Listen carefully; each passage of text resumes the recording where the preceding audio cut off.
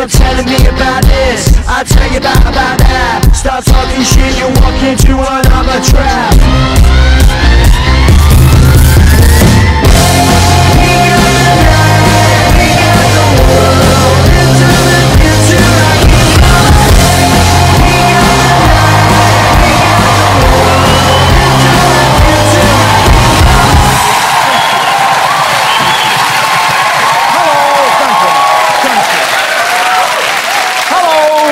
And welcome to the Russell Howard Hour. This week, London was hit by yet another terror attack. Terror on the tube. A manhunt is launched as a homemade device fitted with a timer explodes. Luckily, no one was seriously hurt, mainly because the terrorist was one of the shittest we've ever seen. Did you see the bomb? This improvised device in a plastic bucket, carried inside a supermarket freezer bag, failed to detonate fully. ISIS called the bomb the mother of Satan. It's made out of a bucket, some Christmas lights and a little bag. That's not the mother of Satan, that's a really shit Secret Santa.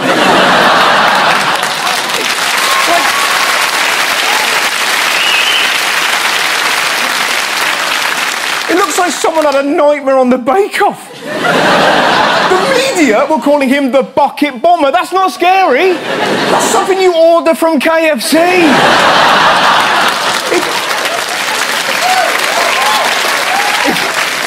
It didn't even break the bucket. I've seen tubes look worse than that on a Friday night. But as ever, Theresa May said this.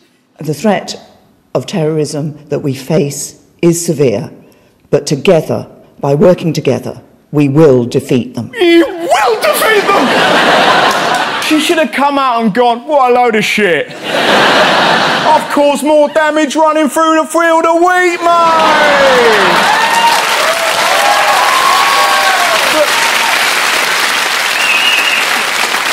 The media were freaking out. Oh my God, it was the scariest thing in Britain. Was it fuck? Did you see the Princess Diana tribute in Chesterfield? This is the town's tribute, dressing its well with petals, seeds and eggshells. I mean, that's not Diana. That's the mother of Satan.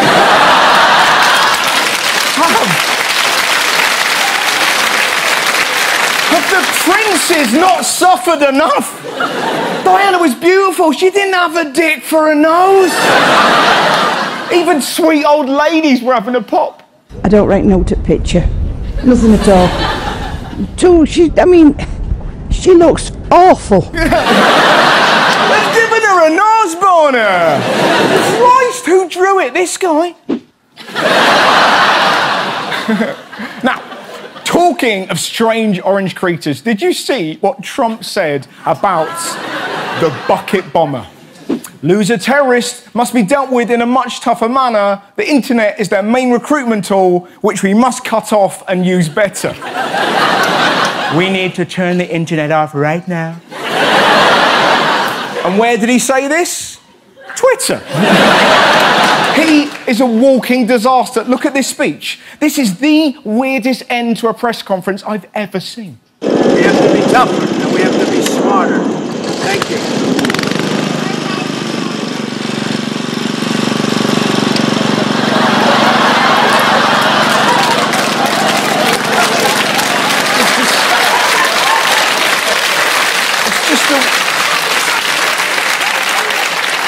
That's what I think about ISIS. Kick it, Jimmy.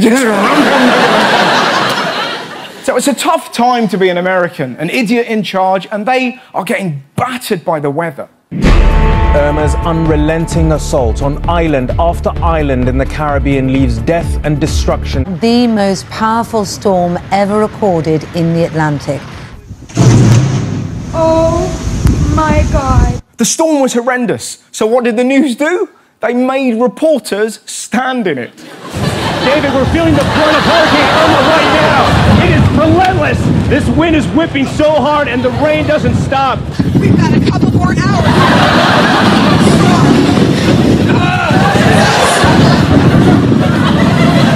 There's a British This reporter could never handle that. Some of ours are baffled by studios.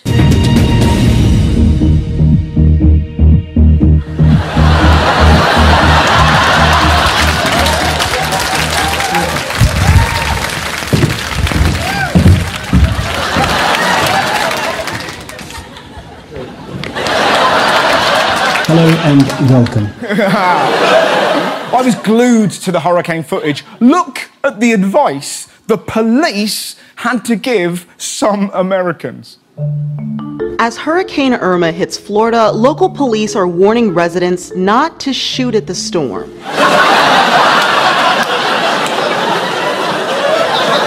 Do not shoot at the storm! You can't change the weather with a gun! The raiders are going to be like, shit, he's got a piece. Become drizzle, become drizzle. You can't hurt me. For now, I am fog. It gets stranger. They weren't... Right, thank you, but listen to this. It gets stranger. They weren't just shooting, they rescued dolphins, flamingos, and pigs. Pigs, I get. Flamingos, I get. Dolphins? Why are they airlifting dolphins? Surely, if there's a flood, they're all right. Shit, the water's risen. We need to get the fish to safety. I am no expert, but do they need safe and their houses haven't been ruined? If anything, they've had an extension. Oh, look, there's a human. Pretend to be a shark. Pretend to be... What? Why am I getting lifted? I was just having some fun. I'll tell you what, if they're shooting clouds, what are they going to do when they see a dolphin in the air? Just, oh my God, Dolphinado. Mad, isn't it? Dolphin. So dolphins, guns, anything else? Yeah. There were some lovely messages on Instagram from some models. Sending positive thoughts and good vibes to the islands right now.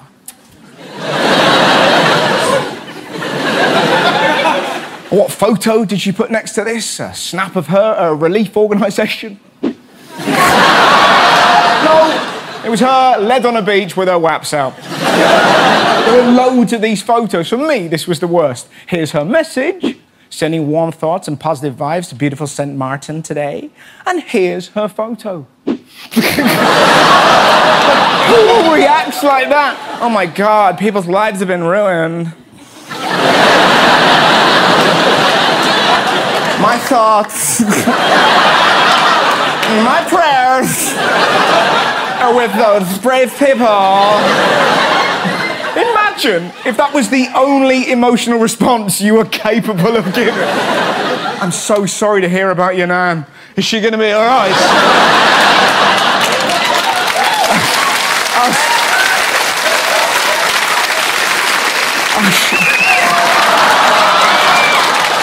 How's your granddad? Is he all right?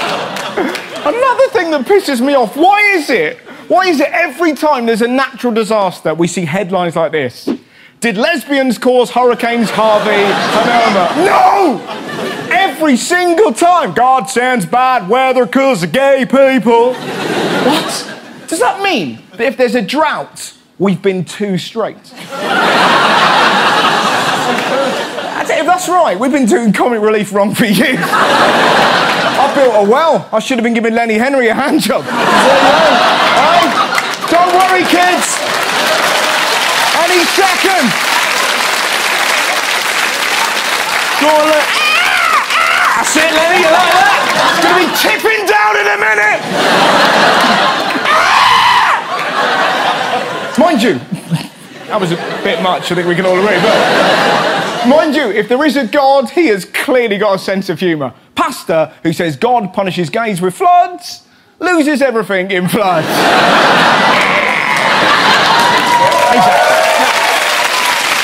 Now, the Caribbean was absolutely devastated by the storms, and who did Britain send to help? A relief expert? A genius engineer? No! We sent this guy. Hi folks, Boris Johnson. I just chaired COBRA on the continuing crisis in the Caribbean. You cannot send him to a disaster zone. Hello, I'm here to clean the mess up. Oh, look, a small child. Boris is not the man you want in a crisis. I mean, he struggled with the emergency phone number. Please get on to our helpline 0207 008 0000. I think I've got it right. What do you mean you think you've got it right? Get it right, you gabbling alpaca! Mind you, we should hardly be surprised. He's a pretty divisive figure. I've spoken to one figure who said that working with Boris Johnson is like walking a few feet behind a horse, shoveling its shit. Now, Hurricane Irma wasn't the only storm in the news. Britain faced its own monster. Meanwhile here, Storm Aileen, it's the first named storm of the season, has brought strong winds and weather warnings to parts of the UK. Brits took to Twitter to share pictures of the devastation. No! Why? The horror! Don't worry, I did my bit.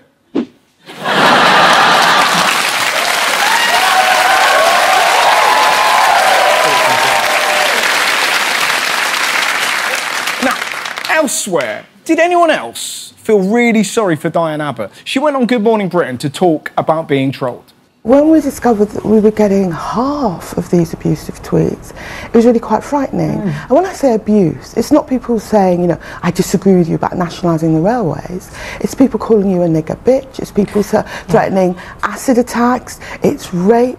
It's death threats. She got an avalanche of abuse. The Daily Mail lost it. She shouldn't have said that word! That is our word! Why are people having a go at her? If anyone is allowed to use the N-word, it's someone who's called it hundreds of times a day. And by that logic, I'll let Piers Morgan say the word cunt.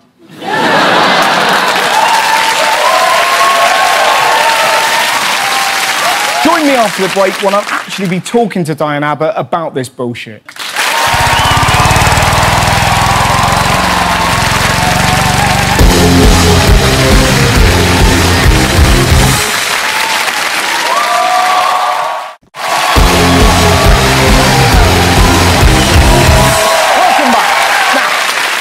America is a terrifying place at the moment. Flooding, racial tension, threats of nuclear war, and Trump is obsessed with what's in soldiers' pants. President Trump has now signed his directive dealing with transgenders in the military. He said, where else but on Twitter, that transgender people cannot serve in any capacity in the military. Do you know why he wants to kick them out? Because they're a financial burden. Trans surgery costs so much money. So much. Does it fuck? The medical cost of having transgender troops in the US forces is estimated to be $5 million a year. To put that into context, Trump has spent over $24 million flying to Florida to play golf. Trump wants 18 holes. Some of these guys are only asking for one.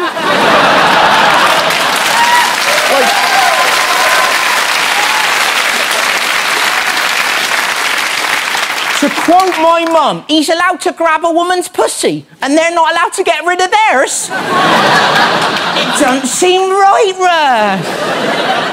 Trans healthcare in total would cost less than 0.001% of the US military budget. It's $5 million, right? $5 million. That is nothing to them. They spend $41 million every year on Viagra.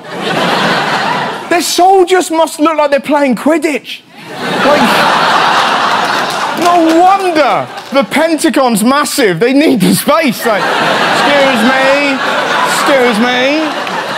I don't know what I've been told. I can't get my dick to fold.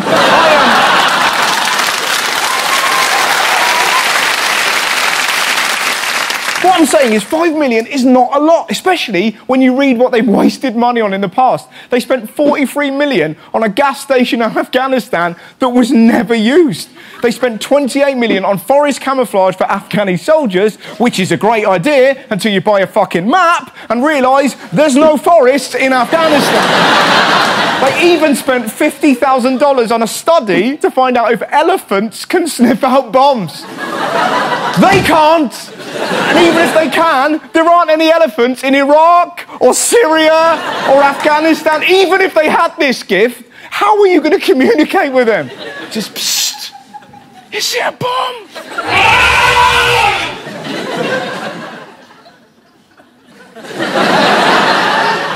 Is that a yes? Sergeant, is it a bomb or not?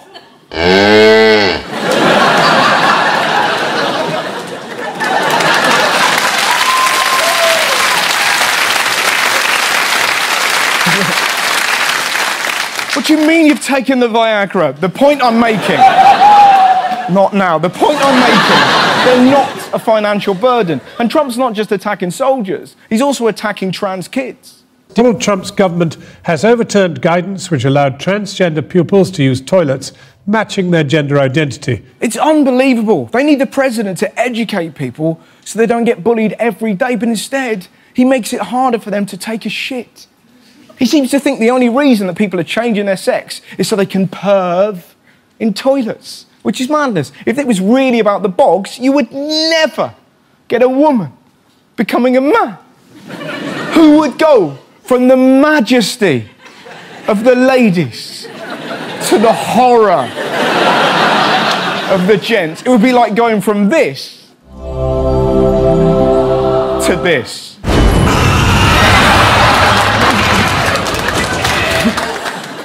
And that's just having a piss. The funny thing is, when that White Walker ran at Cersei, I actually shit myself.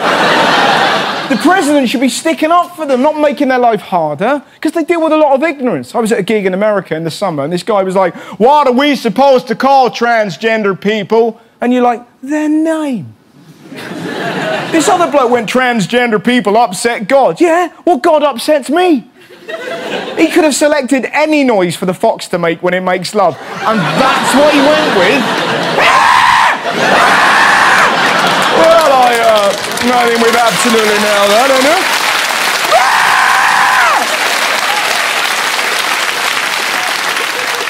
Something has to change. Trump's creating a society where it's okay to hate trans people. Did you know that in 48 out of 50 states in America, there's a thing called the trans panic clause? This is an actual thing. Look at this.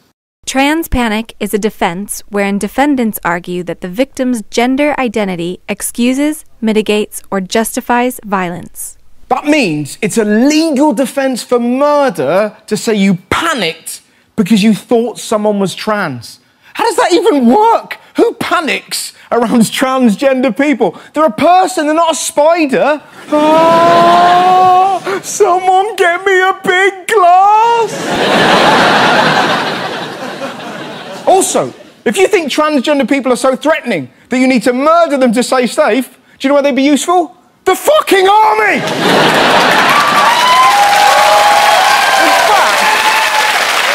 In fact,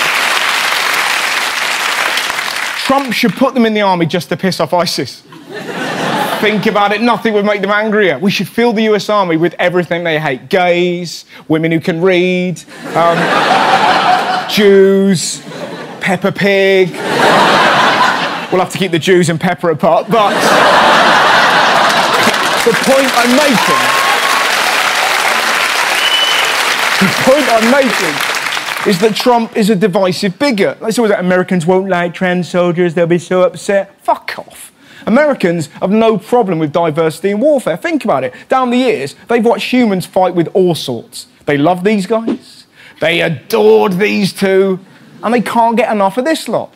Look at that. A man, 2 aliens, a raccoon, and a massive tree. I bet even Trump loved that. Just, I am Groot.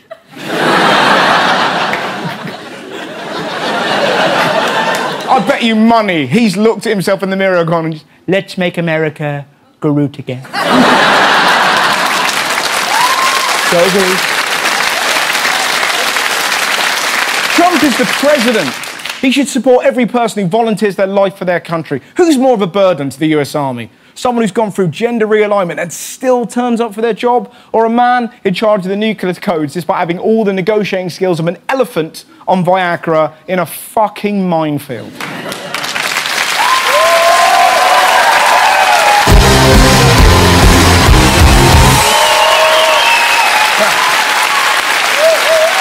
Earlier this year, I was very lucky. I did a world tour, and wherever I went, I interviewed children about the state of the world. It was amazing. Here is the conversation we had about Vladimir Putin.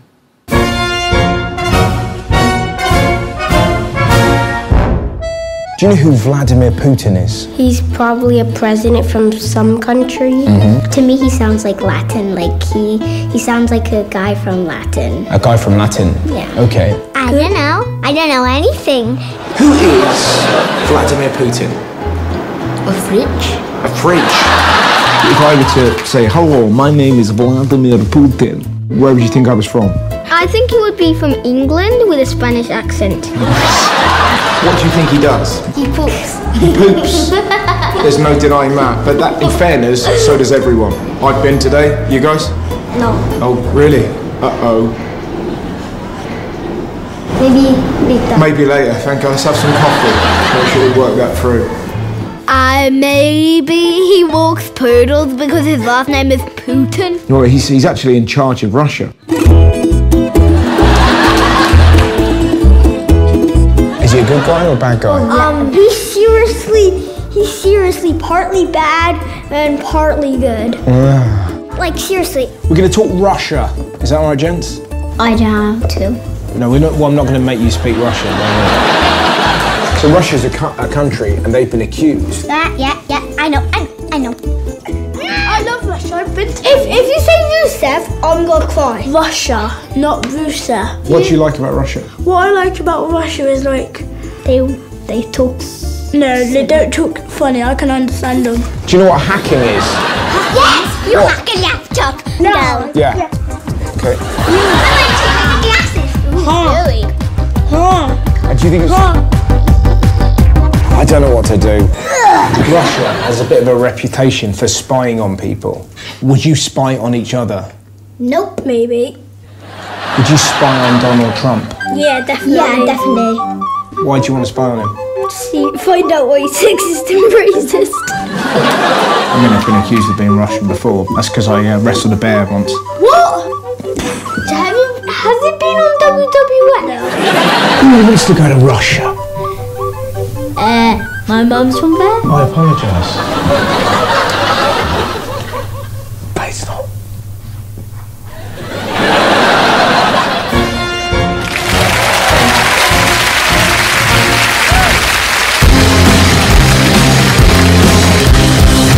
In tonight's interview, I'm going to talk about the increasingly toxic level of abuse that female MPs get.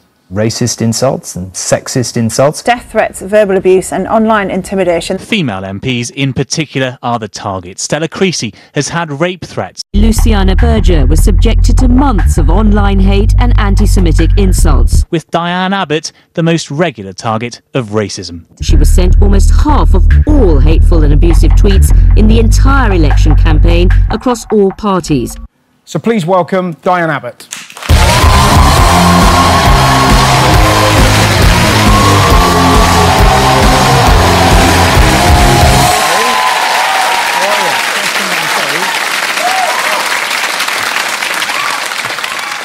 I feel like I want to hug you. Is that allowed? You don't want even a little hug? It's just I've read so much. And it just seems like you've had a really tough week. Thank you. And I want to hug you. Genuinely, is that allowed? But clearly not get too tough. It was amazing. I'll be honest with you, I didn't realise how tough it must be.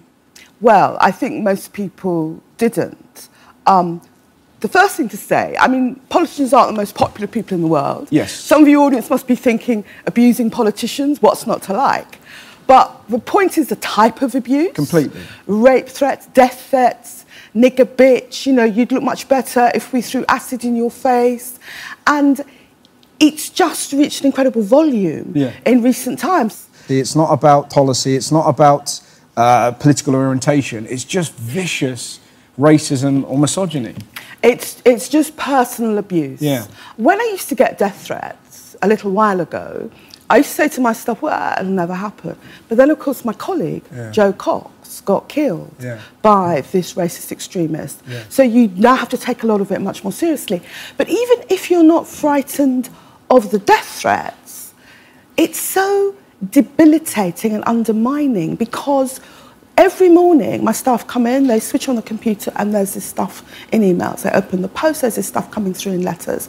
I try and keep off Twitter, but when I do dip into Twitter, there's this disgusting stuff, and it's meant to demoralise you, it's meant to undermine you. I think it's really meant to make you think that as a black woman you shouldn't be in the public space, and that's horrible. Absolutely. But it just feels like, surely get angry at Twitter or Facebook for letting this happen. It's not your fault.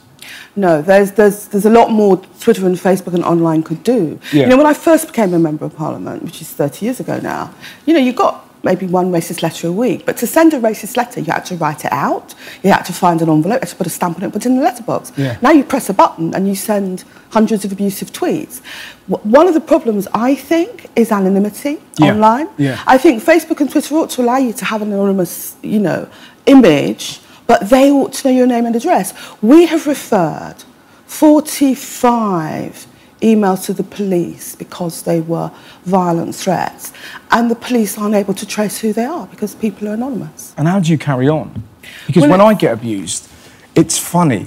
Like, I've got a lazy eye, and a woman met me in the street and said, "When you come, do your eyes look normal?" And, at least, exactly, and it's kind of funny, and I'll be honest with you, I've made jokes about you in the past because I stand by them. For my money, you are the worst ever hide and seek that I've ever seen. We've actually got a clip of Diane. This is astonishing. Diane Abbott, very nice to talk to you. Thanks for joining us. So more reaction from Scotland. Very short. I mean, you're terrible.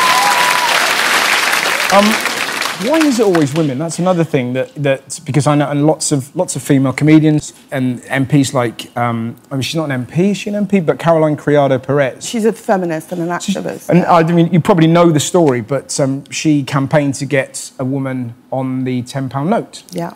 And she wanted Jane Austen, and just people were threatening with rape and acid attacks. I actually read a tweet that said, "Women don't belong on money," and you're like, the Queen? Like, and Mary Beard is another one. Yeah, is an extraordinary woman. And so, if you know about Mary Beard, you probably do. She's a historian, very clever lady. Goes on TV, talks about the Romans, and I've actually got some of the abuse that has been said about. This is pretty full on, so I should warn you. But said about Mary after going on TV to talk about the Romans, a bomb has been placed outside your home. It will go off at exactly 10:47 and destroy everything. Another one, I'll cut your head off and rape it. And another one, you filthy old slut, I bet your vagina is disgusting. And what the thing that baffles me about it is it just feels like Twitter and Facebook has kind of opened up a world that I thought had gone. Yeah, it really has unleashed stuff, which, like you, I thought we'd moved beyond. But it's the anonymity and the ease, which means that some pretty awful people are able to put this stuff out there. And when they see each other's tweets and emails, that gives them confidence to do even more of it. But there is hope, because I don't know if you saw, there's a beautiful thing with Mary Beard where have you seen this? Have a look at this. This is so lovely. When I saw that, I said, I think you should take this down on Twitter.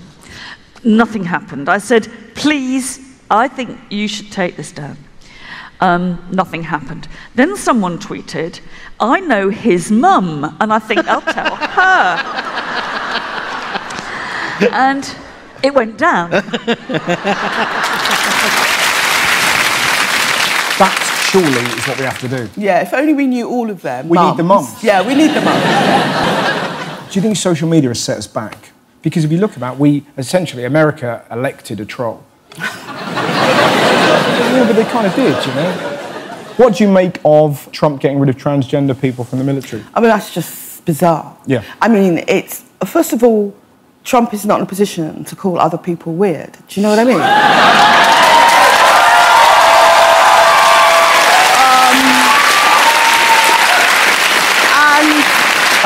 No, and it's part of a pattern of, to be quite serious, it's part of a pattern of kind of anti-LGBT prejudice that Trump is prepared to pander to. Yeah. Let alone, you know, his position on white nationalism. No, I think it's ridiculous, the ban from the army.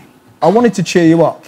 I genuinely did, because I thought, how can I do this? And it's a surprise. I've got a surprise for you, and I've got a surprise for Mary Beard, and a surprise for, hopefully, all women in the public eye who get abuse, because I found a poet called Megan Beach, who is honestly absolutely brilliant, and she has written a poem about what we've been discussing, and she's going to perform it tonight. So this is for the audience, but mostly for you. I think you're going to love it. Ladies and gentlemen, the wonderful Megan Beach.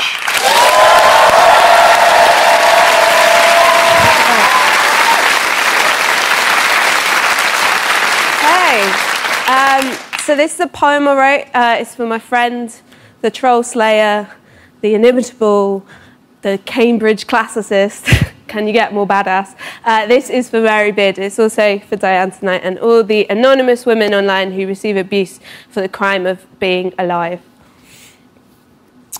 When I grow up, I want to be Mary Beard, a classy, classic, classicist, intellectually revered, wickedly wonderful and wise, full to brim with life, whilst explaining the way in which Caligula died on BBC primetime. I would like her to shine, the kind inclined to speak her mind, refined and blinding. Yet I am finding it tough to grow up in a world where Twitter is littered with abuse towards women, where intelligent, eminent, eloquent females are met with derision because she should be able to analyse Augustus's dictums or early AD epithets without having to scroll through death, bomb or rape threats. So do not tell me that this is just the internet, or a public figure deserves everything they get, because this isn't just about one academic. It's endemic in this society, enmeshed in sexist rhetoric. I cannot live accepting it. Because when I grow up, I want to be Mary Beard, to wear shiny Converse and converse on conquerors and pioneers, a sheer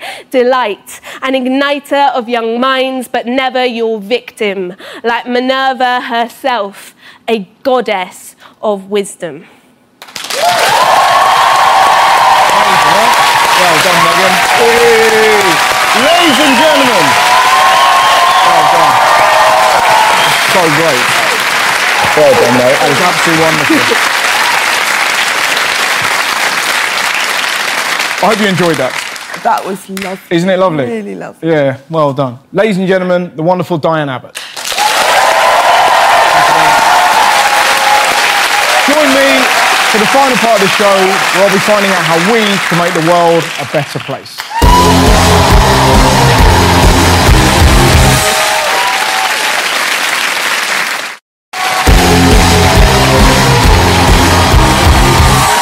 Welcome back to the show.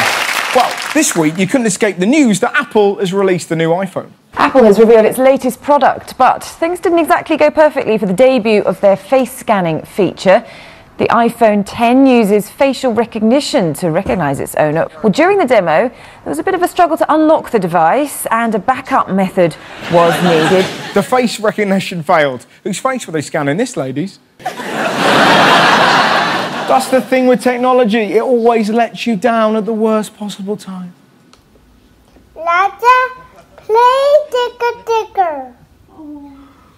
Bobby, can you talk to play wheels? You want to hear a station for porn detected. Porno, ringtone, hot chick, amateur, girl, quality, sexy. No. Pussy, anal, dildo, ringtone. Alexa, stop. The other little news story that caught my eye, did you know apparently Corby is the unhappiest place in the UK? So I sent the comedian Lou Sanders to find out if it's true. Hello, I'm Lou Sanders, and I'm in Corby, which has been officially declared the unhappiest place in Britain. But are they really unhappy? Or are they just liars as well? I'll go find out. Big news. Corby officially is the unhappiest place in Britain. No, it's a fabulous place. It's home, sweet home. No, it's a very, very happy town. I wouldn't change it for the world. Doesn't surprise me. Does it not? No. Everyone's quite miserable here, to be honest. My old street that I used to live in was actually named the West Street in Corby because there was drug dealers, fights, prostitutes, a paedophile, everything. Wow. Which one are you going to be when you're older? What's the best sort of place or best tourist attraction about Corby? Well, we've got the big swimming pool. They've got a swimming pool, they've got a picture house. We've got a new pool, new town centre. Everyone's banging on about the swimming pool. Oh, it's beautiful. A lot of excitement. Oh, it's beautiful. Is it? What's it got, a water slide? Yes, it has a water slide. I don't think it's that great, to be honest. Really? Yeah, no, it's not that amazing. But it's the water slide. How can a water slide ever let you down? It's just not that exciting. It's just not an exciting water slide, I don't think. Not everyone likes a water slide. I never thought of that.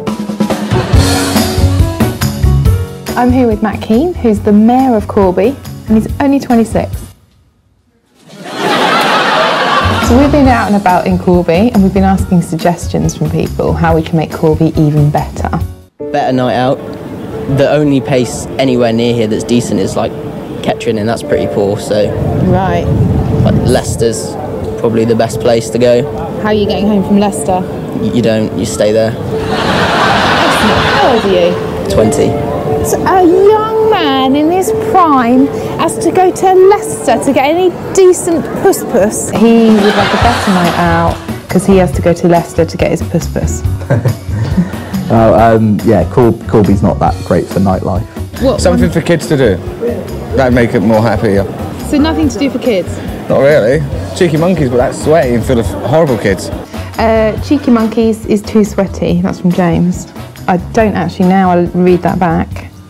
I don't actually know what that means. Cheeky Monkeys is like a children's play area, and What's James? He was a grown man. What's he doing in the play area? He's saying it's too sweaty. Maybe Corby needs a slogan to kind of liven it up. Don't do drugs. Don't do drugs. Don't do drugs. Corby, don't do drugs. But come visit anyway. Corby, don't do drugs, but come anyway. Okay. Generous. Corby, Yeah. generous. Full stop. Yeah, I'd agree with that. Yeah. It's a shit slogan, though, isn't it? Come to Corby, have a look around, try it. That includes businesses. Yeah, that's a good one. I like that one. So it looks like we've got a winner. We've got the slogan for Corby, and that is come to Corby, have a look around, try. That includes businesses. Come to Corby. Shall we give him a smile now, Lily? I mean, that is a great slide.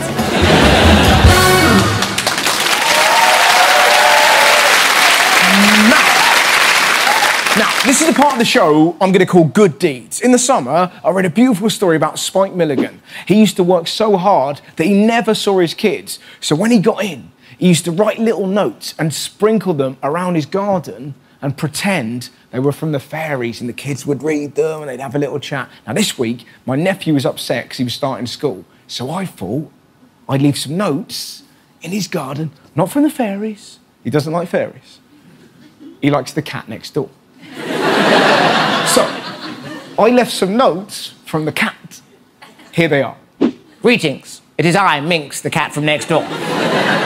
Yes, I can talk, don't tell the grown-ups. A little bird told me you were scared of starting school. Don't worry, I hate that bird. Don't be scared of school, do what I do. Pretend you're a lion and roar, but not in the library. Today you are Simba, but tomorrow, Mufasa. While I'm here, when is Jurgen Klopp going to sort out the Liverpool defence? Or Uncle Russell lost a great deal of money on the Burnley game.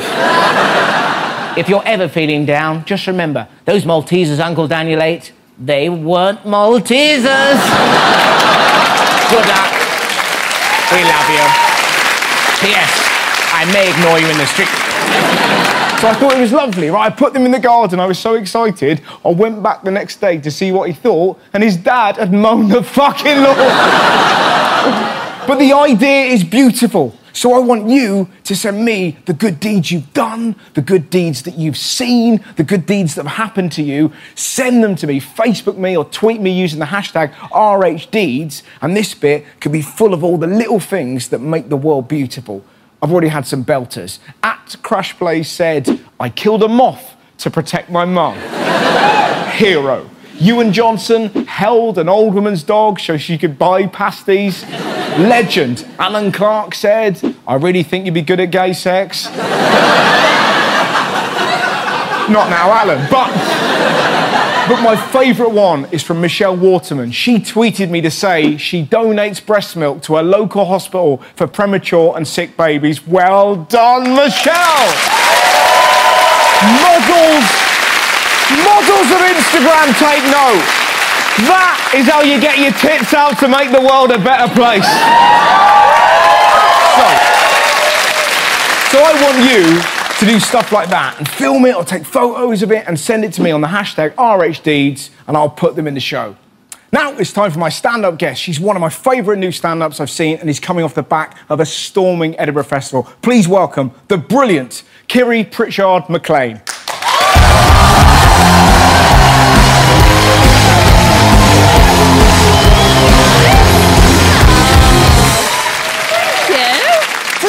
For having me. My name is Kiri. I'm going to talk about myself for a bit, which I love. I've had a weird year. So the first thing that happened, big life change for me, is me and my partner of 8 years separated. Now, I haven't got used to talking about it on stage. I feel very vulnerable every time I talk about it, but I thought that's the reason you should talk about it. And I think other people in the audience will have been through what we went through.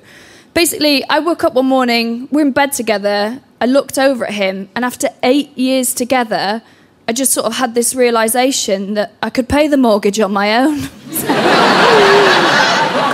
I did the classic cliche thing when we broke up. I shed a load of timber. So since Christmas, I've lost about 4 stone. And you're right not to give a shit. It's not America.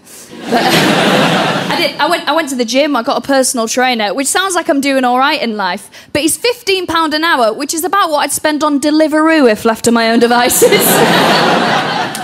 I should definitely want to have sex with my personal trainer. He is incredibly symmetrical. He's very tanned. He's 28 years old. He's a professional bodybuilder. But his name is Colin, which is a real boner killer, isn't it? No one wants to bang a Colin, do they? That's not making it on the spreadsheet, no way. There's a spreadsheet, yeah. He doesn't look like a Colin. He looks like a racist.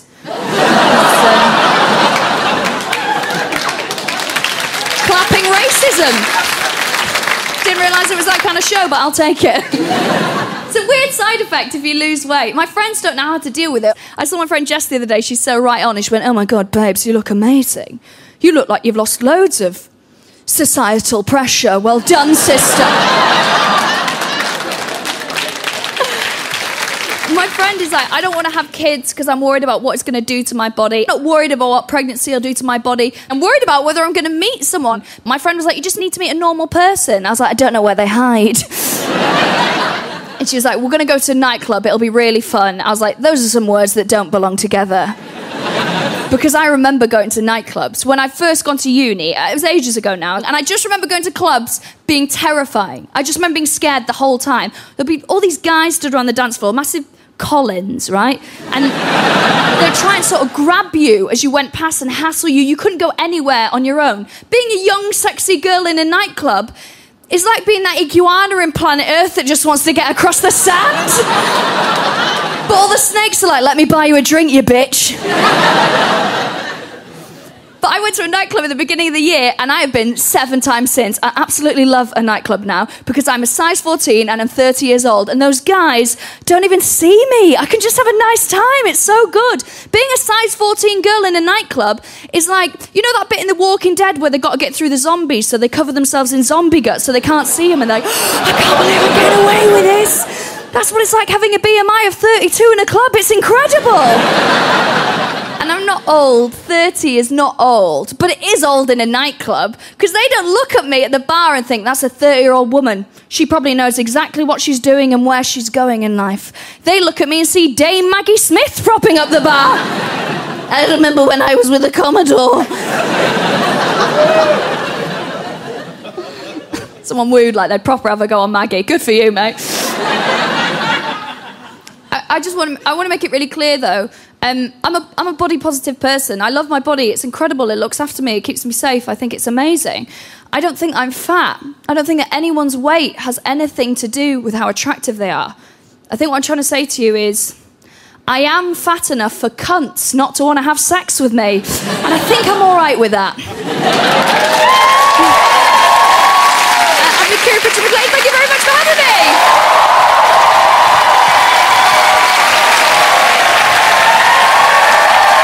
Ladies and gentlemen, the wonderful Kiri Pritchard McLean! That's it for tonight. Please join me next week. Goodbye, my friend!